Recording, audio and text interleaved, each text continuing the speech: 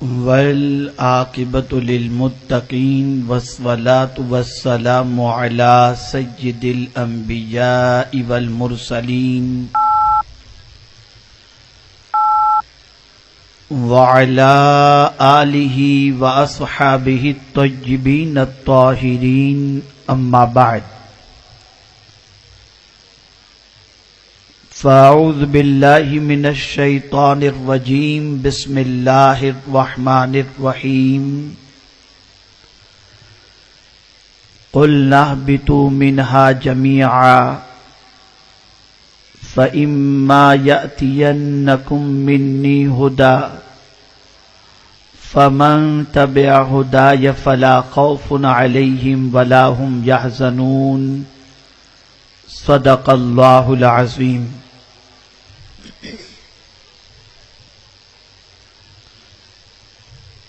قابل قدر علماء ذوی احترام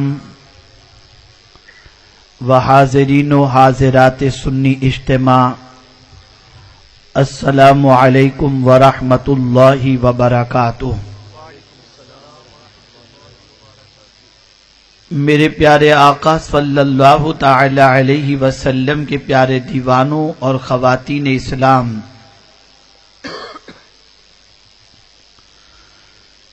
جس آیہ کریمہ کی تلاوت کا میں نے شرف حاصل کیا، اس سے متعلق کچھ معروضات پیش کرنے سے پہلے آقا کریم رؤوف الرحیم علیہ التحیۃ والتسلیم کی بارگاہ بے کس پناہ میں جس طریقے سے میں پڑھاؤں، عقیدت و محبت میں ڈوب کر اسی طریقے سے درود و سلام کا نذرانہ پیش کریں۔ الصلاۃ والسلام علیک یا رسول اللہ،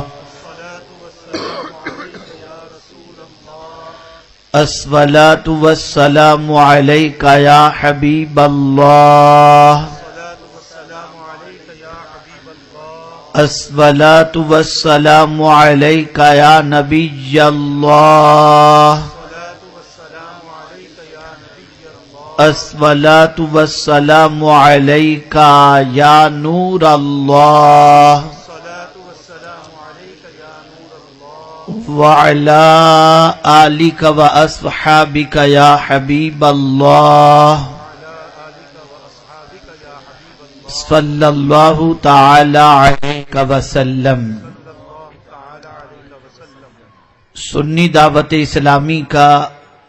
تلنگانہ ریاستی سطح کا یہ عظیم الشان سنی اجتماع، جو پہلے روز خاص طور پر خواتین کے لیے ہے، اس عظیم الشان اجتماع میں جملہ خواتین و حضرات کی حاضری کو اللہ رب العزت قبول فرمائے، اور جو کچھ یہاں سے پیغام ان کے گوش گزار کیا جائے، اس پر پروردگار جل جلالہ عمل کی توفیق عطا فرمائے۔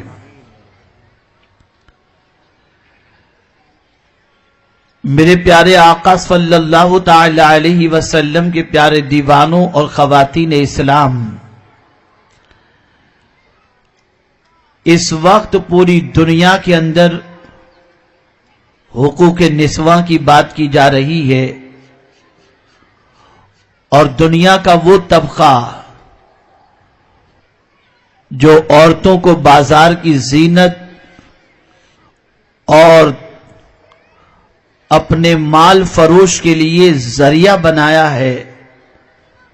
دنیا کے وہ لوگ بھی عورتوں کے حقوق کی بات کرتے ہیں اور عورتوں کی عزت و سربلندی کے لیے نعرہ لگاتے نظر آتے ہیں۔ لیکن میں پورے چیلنج کے ساتھ کہوں گا کہ پیغمبر رحمت صلی اللہ تعالی علیہ وسلم سے پیشتر اگر کسی نے حقوق نسواں کے سلسلے میں آواز اٹھائی ہو، یا پیغمبر رحمت صلی اللہ تعالی علیہ وسلم نے عورتوں کو جو مقام اور مرتبہ عطا کیا ہے، وہ اگر کسی نے عطا کیا ہو تو مجھے ثبوت پیش کرے۔ اللہ کے رسول صلی اللہ تعالی علیہ وسلم سوسائٹی کے ہر مظلوم کا سہارا بن کر جلوہ گر ہوئے، بلکہ پیغمبر رحمت صلی اللہ تعالی علیہ وسلم کی ولادت کا سب سے پہلے فائدہ اگر کسی نے اٹھایا اور کسی کو میسر ہوا تو وہ کوئی مرد نہ تھا بلکہ خاتون ہی کو مصطفیٰ جان رحمت صلی اللہ علیہ وسلم کی ولادت کا سب سے پہلے فائدہ نصیب ہوا۔ کون نہیں جانتا، ابو لہب کی لونڈی سویبہ حضور صلی اللہ علیہ وسلم کی ولادت باسعادت کے بعد جب ابو لہب کے پاس جا کر کے حضور صلی اللہ علیہ وسلم کی ولادت کی اطلاع دیتی ہے اور کہتی ہے کہ تمہارے بھائی عبداللہ کے گھر ایک بیٹا پیدا ہوا ہے، اللہ اکبر، ابو لہب نے سنتے ہی سویبہ کو آزاد کر دیا۔ گویا حضور صلی اللہ علیہ وسلم سویبہ سے یہ کہہ رہے ہوں کہ اے سویبہ، میرے آنے سے پہلے تو غلامی کی زنجیروں میں جکڑی ہوئی تھی، اب میری ولادت ہو چکی ہے، میں ہر عورت کو غلامی کی زنجیر سے آزاد کراؤں گا۔ اے خواتین اسلام، تاریخ کے اوراق الٹ کر کے دیکھیں اور موجودہ دور کا جائزہ لیں تو آپ محسوس کریں گے کہ دنیا پھر سے عورت کو اسی جگہ پر لے جانا چاہتی ہے جو پیغمبر رحمت صلی اللہ تعالی علیہ وسلم سے پہلے کا دور تھا۔ آپ دیکھیں، بے حیائیاں بڑھ رہی ہیں، عریانیت بڑھ رہی ہے، فحاشی بڑھ رہی ہے، آوارگی بڑھ رہی ہے، اور عورت کو یہ باور کرانے کی کوشش کی جا رہی ہے کہ اسلام نے تمہیں چار دیواری میں قید کر رکھا ہے، تم بھی اپنی آواز بلند کرو اور اپنے حقوق کی بات کرو اور مردوں کے شانہ بشانہ چل کر تم بھی اپنی زندگی کو آزادی کے ساتھ گزارنے کی کوشش کرو۔ لیکن دنیا کے وہ لوگ جو اس قسم کا نعرہ بلند کرتے ہیں، انہی کے گھروں کا جائزہ لیا جائے اور انہی کے معاشرے کا جائزہ لیا جائے تو میں یہ سمجھتا ہوں کہ آج یہ بات کہتے ہوئے مجھے بالکل کوئی ہچکچاہٹ نہیں ہوتی کہ اسلام کے دامن میں پناہ لینے والی عورتیں دنیا میں جتنی پرسکون نظر آتی ہیں، ایسی پرسکون کسی اور جگہ پر وہ دکھائی نہیں دیتی۔ آج بھی ماں کے قدموں کو چومنا ایک بچہ اپنی ذمہ داری اس لیے تصور کرتا ہے کہ پیغمبر رحمت صلی اللہ علیہ وسلم نے ماں کے قدموں کے نیچے جنت رکھ دی ہے،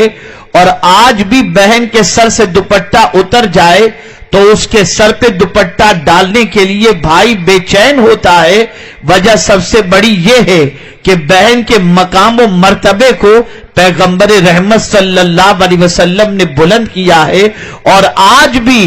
اپنی بیٹی کی ولادت پر خوشی اگر کوئی باپ مناتا نظر آتا ہے تو یہ بھی پیغمبر رحمت صلی اللہ علیہ وسلم کا صدقہ ہے۔ آج میرے پیارے آقا صلی اللہ علیہ وسلم کے پیارے دیوانوں اور خواتین اسلام، مغربی نعروں کو فالو کرنے کی ضرورت نہیں، ان کی طرف سے پھیلائی جانے والی بے حیائیوں کو فالو کرنے کی ضرورت نہیں، ان کے ذریعے فحاشی اور عریانیت کو جو گھر گھر پہنچانے کی کوشش کی جا رہی ہے اسے فالو کرنے کی ضرورت نہیں ہے، بلکہ جس مذہب اسلام نے عورت کو وقار دیا، عورت کو سربلندی عطا فرمائی، عورت کو عزت کا تاج عطا کیا، آج ضرورت اس امر کی ہے اس اسلام کو فالو کیا جائے، اس اسلام کے قانون کو اپنایا جائے اور اس اسلام کے دائرے میں رہتے ہوئے اپنی زندگی کے لمحات کو گزارا جائے۔ آئیے میں آپ کو بتاؤں، پیغمبر رحمت صلی اللہ تعالی علیہ وسلم پر نازل ہونے والا قرآن کس طریقے سے عورتوں کی عزت اور سربلندی کی تعلیم دیتا ہے اور ان کے مقام و مرتبے کو کس طریقے سے بلند فرماتا ہے، اور اسی طریقے سے اللہ کے رسول صلی اللہ تعالی علیہ وسلم نے بھی عورتوں کو کتنا بلند و بالا مقام عطا کیا، اور جس اسلام نے پیغمبر رحمت صلی اللہ تعالی علیہ وسلم کے وسیلے سے جس اسلام کے ذریعے اللہ نے عزت و سربلندی عطا فرمائی، آپ اگر تاریخ یا اوراق الٹ کر کے دیکھیں تو ایسی ہزارہ خواتین ملیں گی جنہوں نے اسلام کے سلسلے میں تن من دھن سب کچھ قربان کیا اور اپنے وجود کو قانون اسلام کے خلاف گزارنے سے ہمیشہ کے لیے اجتناب کیا۔ آئیے میں آپ کو بتاتا ہوں، اگر آج کے دور میں کوئی مسلم مرد بے چین ہے، اگر آج کے دور میں کوئی مسلم عورت بے چین ہے، اگر خوف و ہراس کے شکار ہیں، تو اس کی سب سے بڑی وجہ یہ ہے کہ جتنا اسلام سے تعلق کمزور ہوتا جائے گا، خوف اتنا ہی دامنگیر ہوتا جائے گا۔ جسنا پیغمبر رحمت صلی اللہ علیہ وسلم سے عورتیں دور ہوتی جائیں گی، خشیت اتنی بڑھتی جائے گی، خوف دنیا کا اتنا بڑھتا چلا جائے گا، عدم تحفظ کی وہ شکار ہوتی جائیں گی، بے قراری ان کے دروازوں پر دستک دیتی نظر آئے گی۔ لیکن جتنا ہی وہ اسلام سے قریب رہیں گی اور اسلام پابند بن کر زندگی گزاریں گی، ان کے دل سے دنیا کا خوف بھی نکل جائے گا، عدم تحفظ کا احساس بھی نکل جائے گا، بلکہ ان کی زندگی ایک پرسکون اور اطمینان بخش گزرتی دکھائی دے گی۔ اس لیے کہ آپ دیکھیں قرآن مقدس نے ضابطہ دیا قیامت تک کے لیے۔ رب ارشاد فرماتا ہے قُلْ نَهْبِطُوا مِنْهَا جَمِيعًا، ہم نے ان سے کہا اتر جاؤ، سب زمین پر اتر جاؤ۔ اللہ اکبر، قُلْ نَهْبِطُوا مِنْهَا جَمِيعًا، یہ کہنے کے بعد حضرت آدم علیہ السلام اور ان کی پشت انور کے اندر ان کی جتنی ذریت تھی سب کو زمین پر اترنے کا حکم دے دیا گیا، اور اس کے بعد فرمایا گیا فَإِمَّا يَأْتِيَنَّكُم مِّنِّي هُدًى، پس اگر تمہارے پاس میری ہدایت آ جائے، فَمَن تَبِعَ هُدَايَ فَلَا خَوْفٌ عَلَيْهِمْ وَلَا هُمْ يَحْزَنُونَ، تو جو میری ہدایت کی پیروی کرے اسے نہ کوئی خوف ہوگا نہ وہ غمگین ہوں گے۔ اللہ اکبر، اسلام یہ آج کا دین نہیں ہے، اسلام یہ رسول اعظم صلی اللہ علیہ وسلم سے شروع ہونے والا دین نہیں ہے، بلکہ اسلام وہ آفاقی دین ہے۔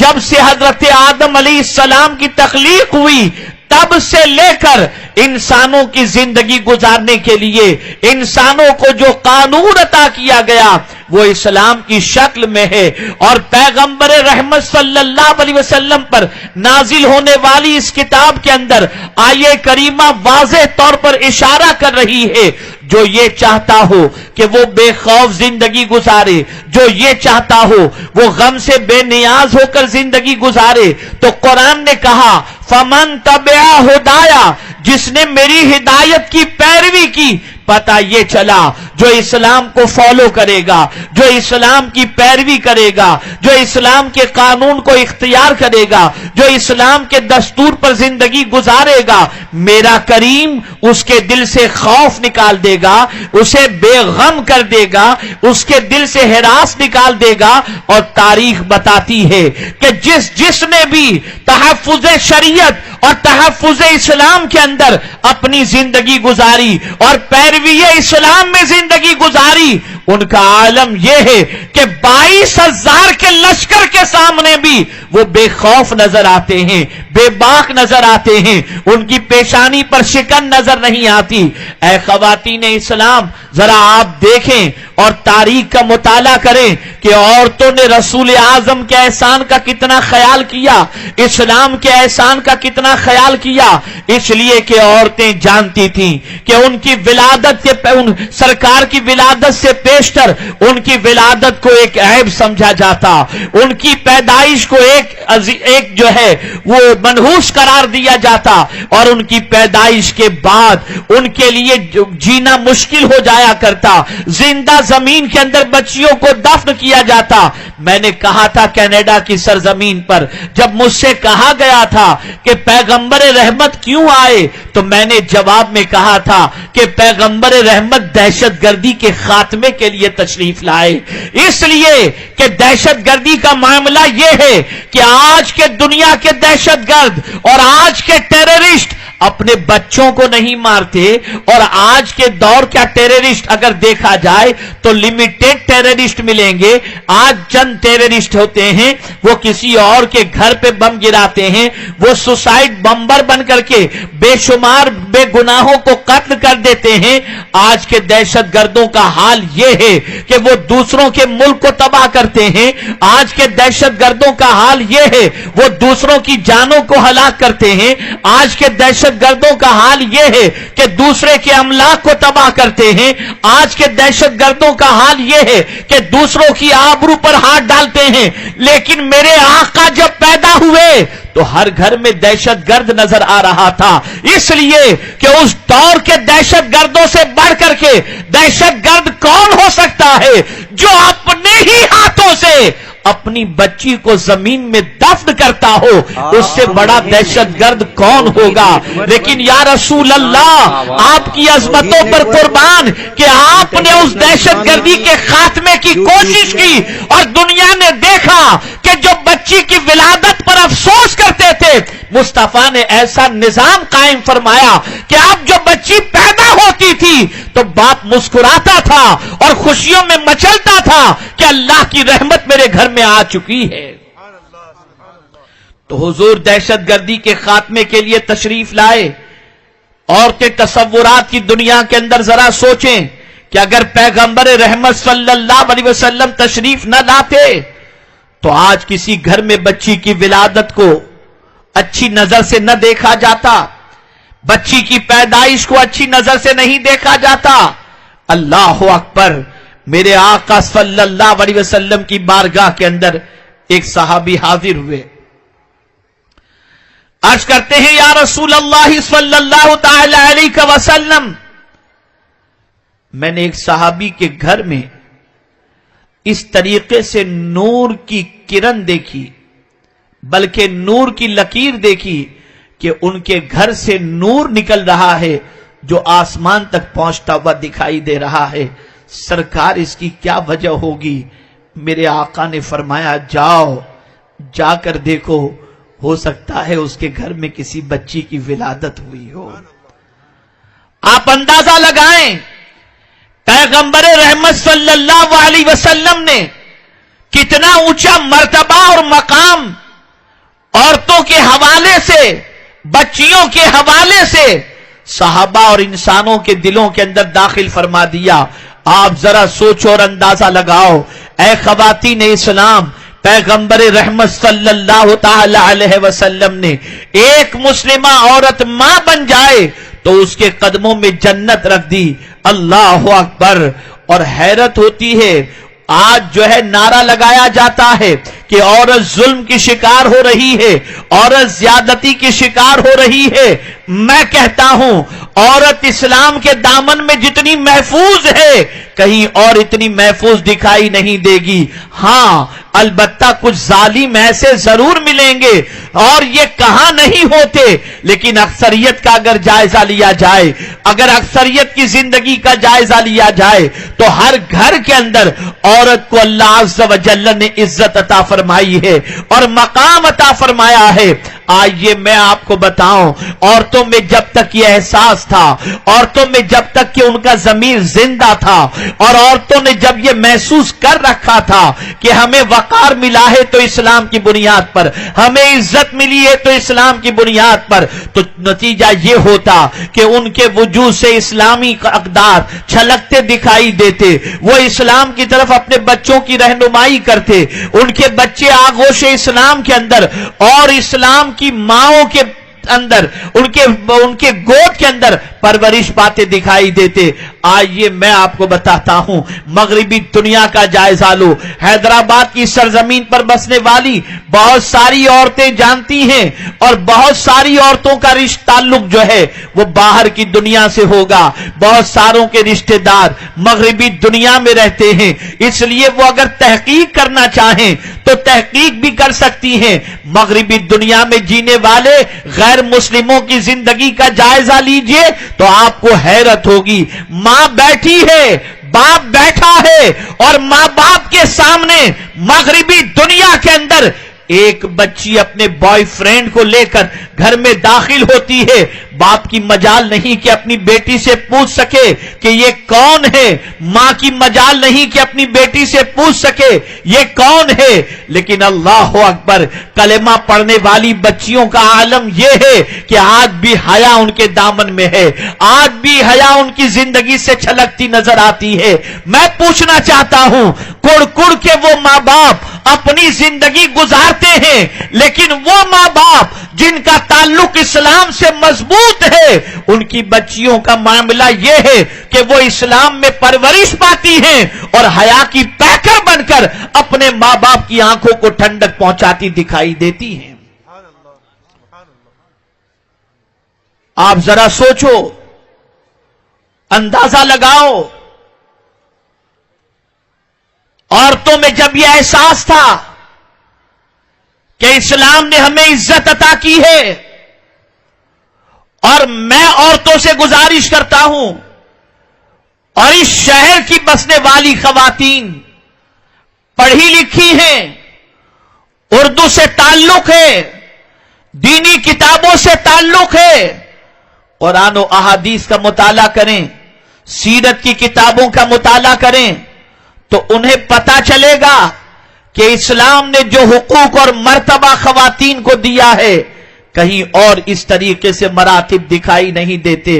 آج اگر ہماری عورتوں کے گھروں سے, اور آج اگر ہماری قوم کی بچیوں کے گھروں سے داعیان دین جنم نہیں لیتے تو اس کی سب سے بڑی وجہ یہ ہے کہ ہماری عورتوں نے اسلام سے اپنے رشتے کو کمزور کر دیا, اور وہ احسان بھول چکی اسلام کا کہ اسلام ہی کی وجہ سے انہیں عزت و سربلندی ملی ہے, انہیں مقام و مرتبہ ملا ہے, انہیں عزت و سربلندی نصیب ہوئی ہے. آئیے میں آپ کو بتاؤں, حضرت ام سلیم کا واقعہ کون نہیں جانتا. اللہ اکبر, حضرت ابو طلحہ چاہتے تھے ام سلیم سے نکاح کریں, لیکن ابو طلحہ بھی آغوش اسلام میں قدم نہیں رکھے تھے. دل میں خیال تھا ام سلیم سے رشتہ کرنے کے سلسلے میں ام سلیم کے یہاں پیغام بھیجتے ہیں. اللہ اکبر, اللہ کے رسول صلی اللہ علیہ وسلم کی وہ جانثار صحابیہ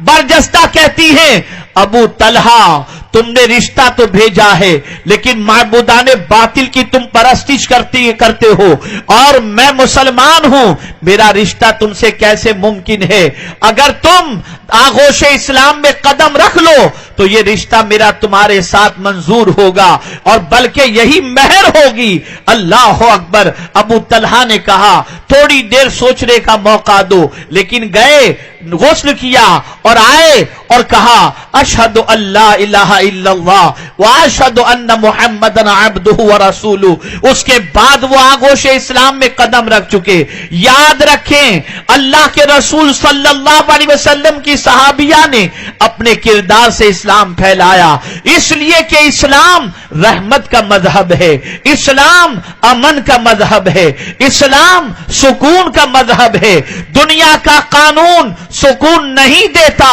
خدا کا قانون سکون دیتا ہے. مصطفیٰ پیارے کی شریعت سکون دیتی ہے. میرے پیارے آقا صلی اللہ علیہ وسلم کے پیارے دیوانوں, دنیا کا کون باپ ایسا ہوگا جو اپنی بچی سے محبت نہ کرتا ہو؟ دنیا کی کون سی عورت ایسی ہوگی جو اپنے شوہر سے محبت نہ کرتی ہو؟ دنیا کی کون سی بچی ایسی ہوگی جو اپنے باپ سے محبت نہ کرتی ہو؟ لیکن میں حیران ہوں یا اللہ ماجرا کیا ہے؟ کربلا کی تپتی ہوئی ریت پر میں جب اگر وہاں کے منظر کے حوالے سے غور کرتا ہوں تو میری عقل دنگ رہ جاتی ہے۔ اللہ اکبر، 22,000 کا لشکر جرار سامنے ہے،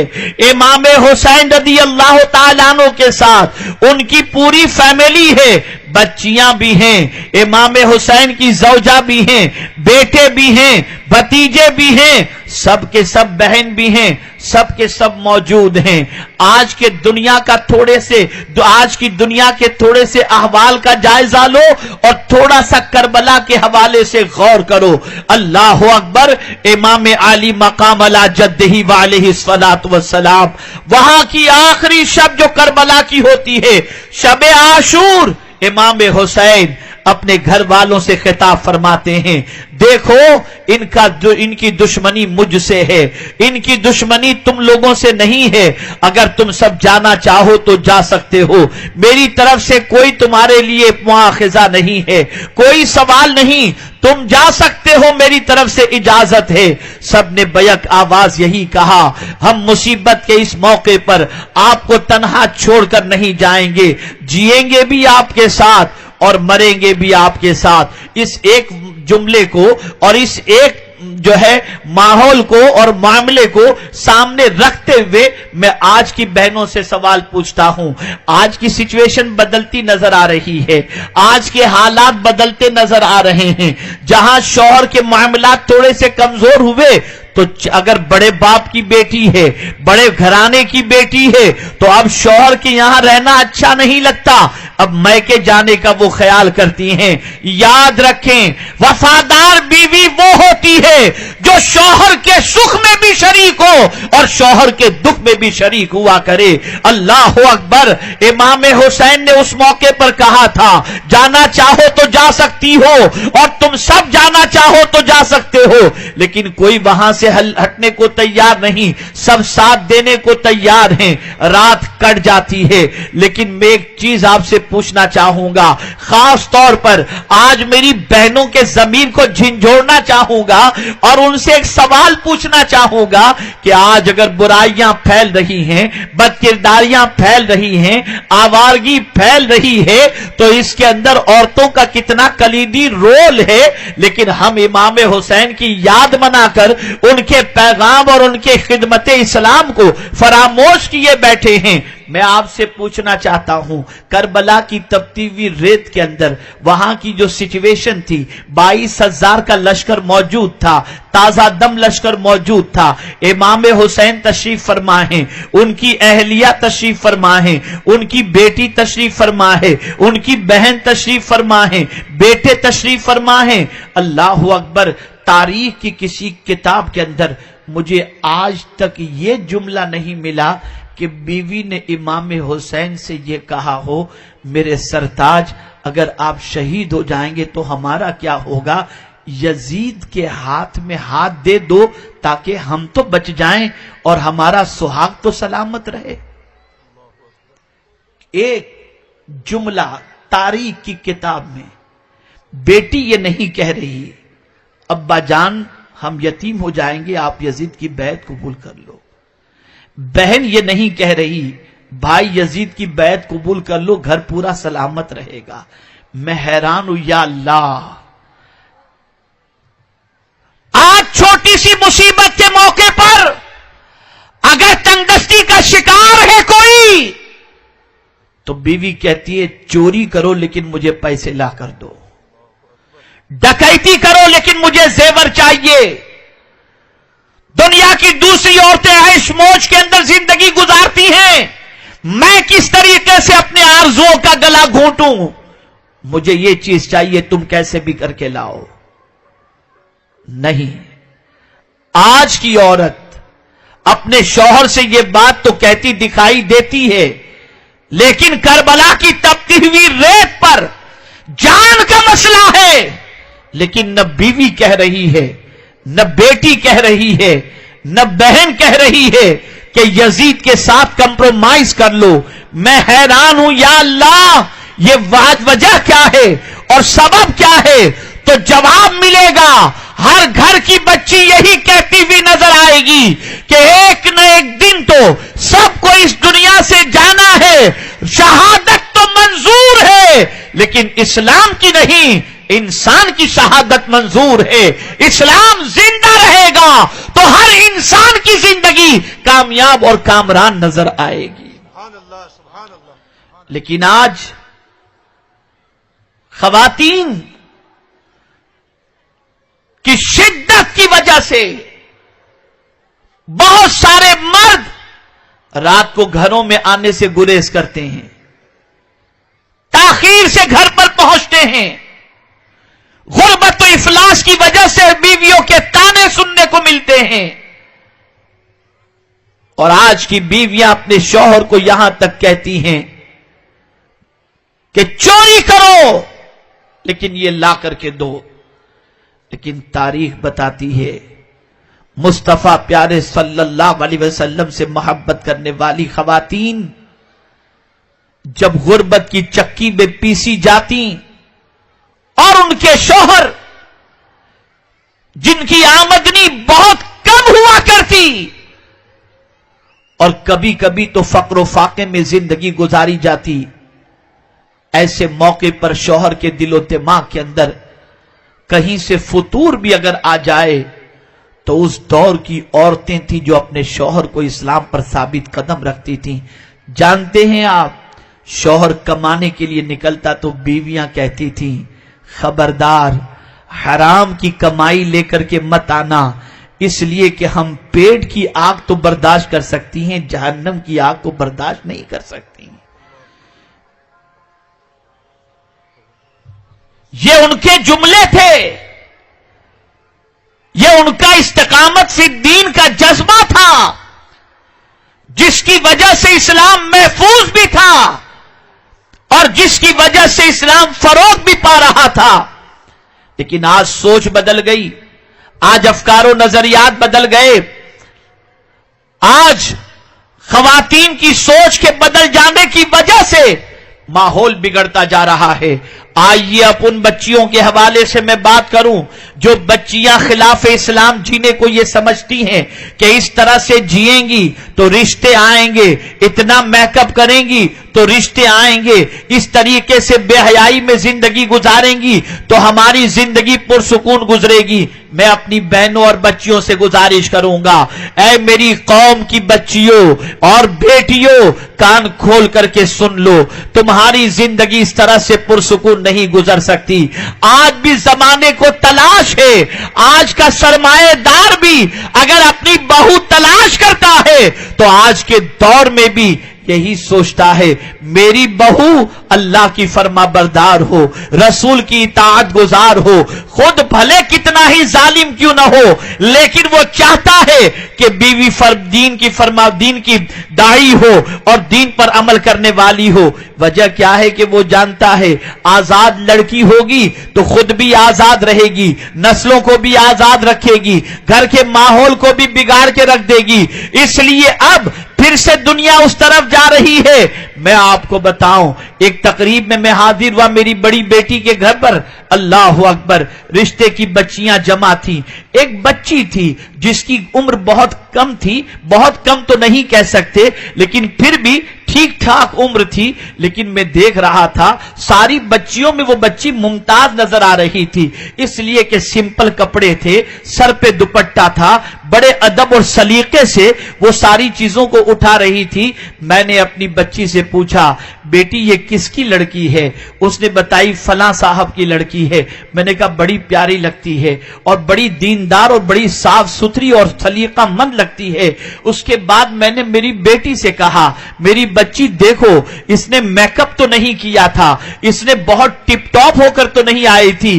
لیکن مصطفیٰ کے فرمان پر عمل کرنے سے اس کی عزت بھی ہماری آنکھوں کے اندر نگاہوں کے اندر بیٹھ گئی۔ اس لیے کہ آج اگر سلیقہ سکھایا جائے، آج اگر یہ ساری چیزیں سکھائی جائیں تو اس کی وجہ سے عزت بن جاتی ہے، وقار بن جاتا ہے۔ لیکن ہاں اب ایسا بھی معاملہ بنتا جا رہا ہے کہ بہت ساری خواتین اس طریقے سے بھی آزادی کا خیال کرتی ہیں کہ برقع پہنی ہوتی ہیں، مزاج دوسرا ہوتا ہے، لباس اسلامی ہوتا ہے، سوچ دوسری ہوتی ہے۔ تو سب سے پہلے اپنی سوچ کو پاکیزہ کرو، اپنی فکر کو اسلامی کرو، اور اس کے ساتھ ساتھ اپنے وجود کو بھی اسلامی کرو۔ اے خواتین اسلام، پیغمبر رحمت صلی اللہ تعالی علیہ وسلم صحابیات سے جب بیعت لیتے تو ان سے بیعت کے وقت یہ اقرار لیا کرتے تھے کہ زنا نہیں کریں گی، چوری نہیں کریں گی، قتل و غارت گری نہیں کریں گی۔ ان ساری چیزوں کے حوالے سے ان سے اقرار لیا جاتا تھا۔ اے خواتین اسلام، آج ضرورت اس امر کی ہے کہ بے حیائی کے ماحول سے بچا جائے، بد کرداری کے ماحول سے بچا جائے۔ میں ایک چھوٹی سی مثال آپ کے سامنے پیش کروں، آپ مجھے بتائیں۔ میری بہت ساری بچیاں یہاں پر بیٹھی ہوں گی، ایک بار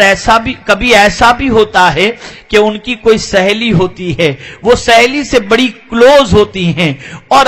بہت ساری اپنی باتیں اپنی سہیلی سے شیئر کرتی ہیں۔ کبھی کبھی ایسا بھی ہوتا ہے کہ اگر رشتے میں کوئی انہیں بہت پسند ہو تو اس کا تذکرہ بھی کر دیتی ہیں۔ اور اللہ رحم و کرم فرمائے واٹس ایپ اور فیس بک اور چیٹنگ کے اس دور کے اندر کہ کبھی کبھی چیٹنگ میں اور فیس بک میں کسی سے دوستی ہو گئی تو اس کے اندر بھی گرفتار ہو کر کے اس کی وجہ سے اس کے اندر پریشان ہو جاتی ہیں اور ایک دوسرے کے حوالے سے مزاج کو جو ہے اور اپنی سوچ کو منتقل کرتی چلی جاتی ہیں۔ اللہ اکبر۔ اب آپ دیکھیں، اپنی سہیلی جسے آپ نے سمجھا تھا، جو آپ کی کلاس میٹ ہے، جو آپ سے بہت کلوز ہے، آپ باپردہ ہیں، آپ باحیا ہیں، لیکن آپ نے اس کے ساتھ شیئر کیا فلاں لڑکا مجھے دیکھ رہا ہے، فلاں مجھے میسج کر رہا ہے، فلاں میرا رشتہ دار مجھے چاہ رہا ہے، یہ باتیں آپ نے اس کے ساتھ شیئر کر لی۔ اب آپ جانتے ہیں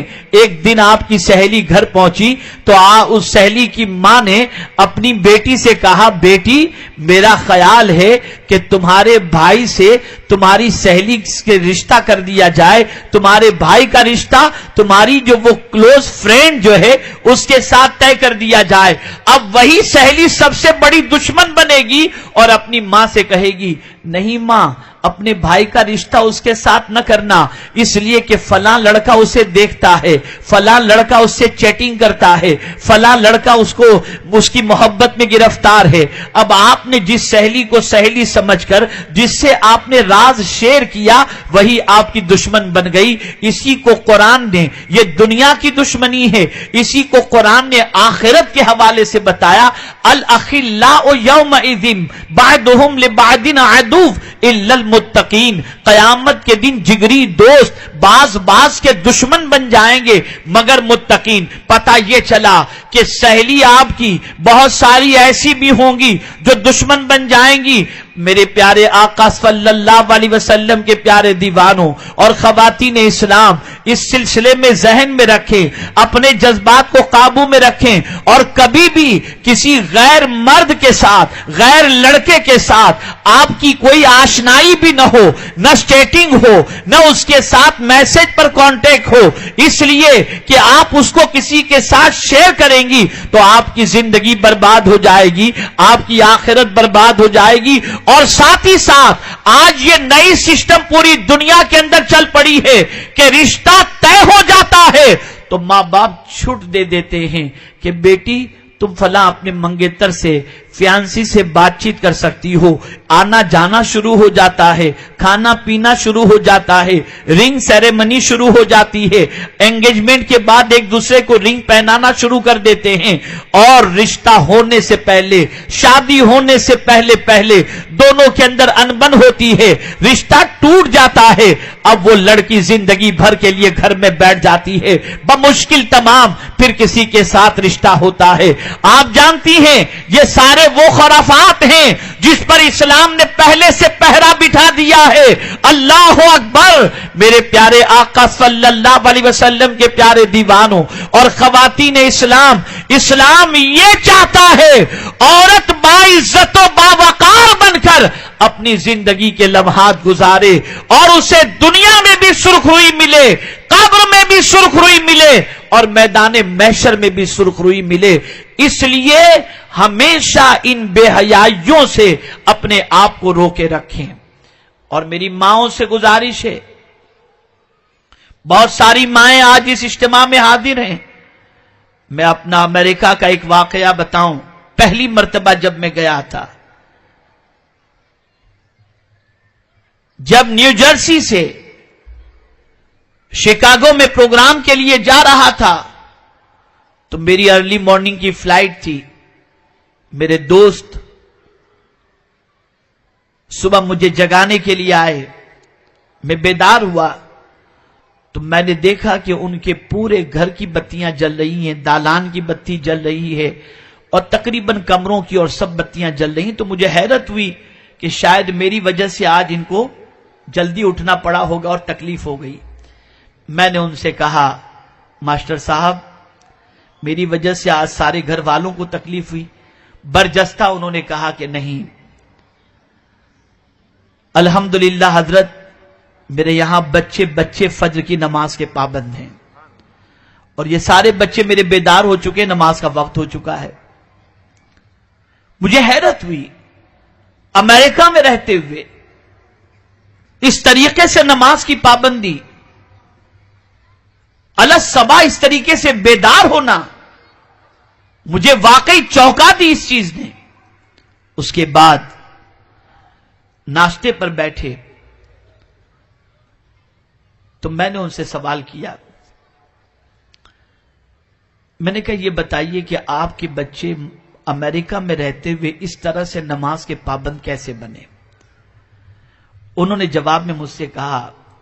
کہ میری جاب یہاں لگی تھی. یہ 96 کا واقعہ میں آپ کو بتا رہا ہوں. میری جاب یہاں لگی تھی، کچھ دن میں اکیلا رہا، بیوی بچوں کو کبھی جدائی کا اتفاق نہیں ہوا تھا اور میں بھی کبھی اپنے بیوی بچوں سے جدا نہ ہوا تھا،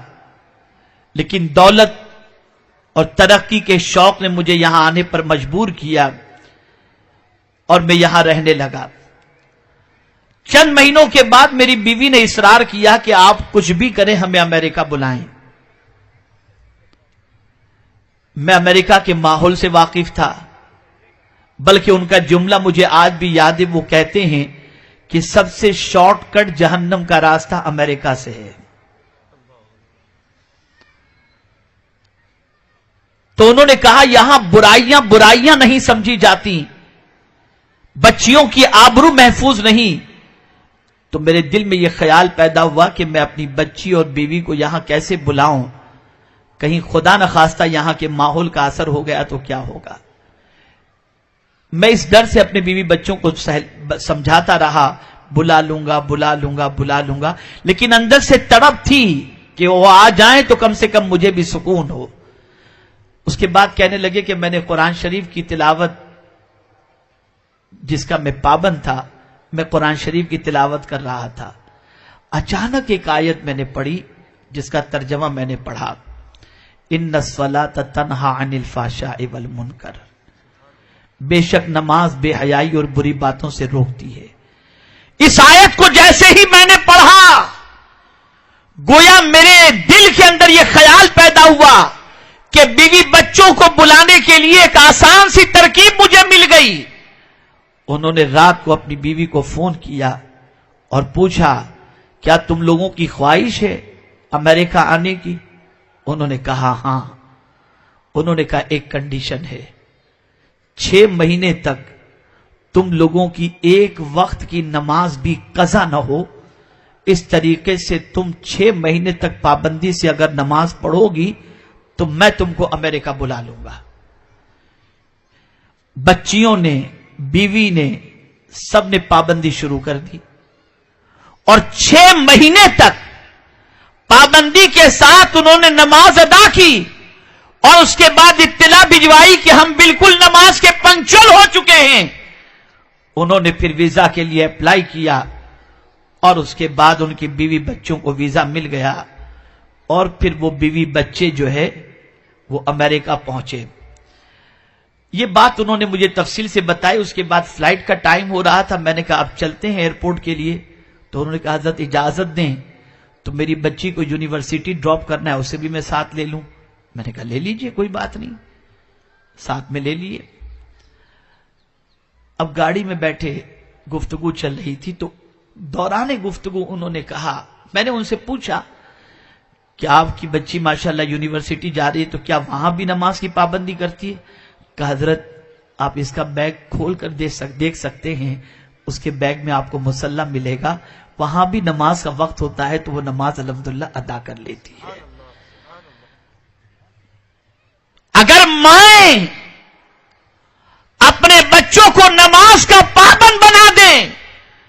اور بے حیائی سے روکنے کی کوشش کریں تو پھر دنیا کا کوئی بھی ماحول اور دنیا کی کوئی بھی پراگندگی ان بچیوں کی زندگی پر اثر انداز نہیں ہو سکتی۔ میں نے ابھی ہمارے ایک ساتھی کا نکاح جس خاتون کے ساتھ کروایا، وہ امریکہ کی ایک ریسرچ اسکالر ہے۔ آپ جانتے ہیں جب رشتہ طے ہو رہا تھا، وہ ہے ہندوستان کی رہنے والی لیکن وہاں پر 10 سال سے اور ریسرچ اسکالر ہیں شکاگو کے اندر۔ انہوں نے مجھے دوران گفتگو کہا کہ حضرت میں نے زندگی میں آج تک ٹی شرٹ جینس یا شرٹ پتلون کبھی نہیں پہنا، میں آج تک الحمدللہ حجاب کے ساتھ شلوار قمیض ہی کے اندر میں نے اپنی زندگی گزاری ہے۔ ریسرچ اسکالر امریکہ کے اندر۔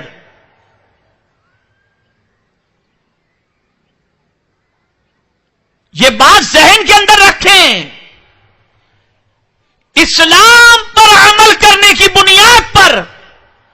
اللہ دنیا میں بھی عزت عطا کرتا ہے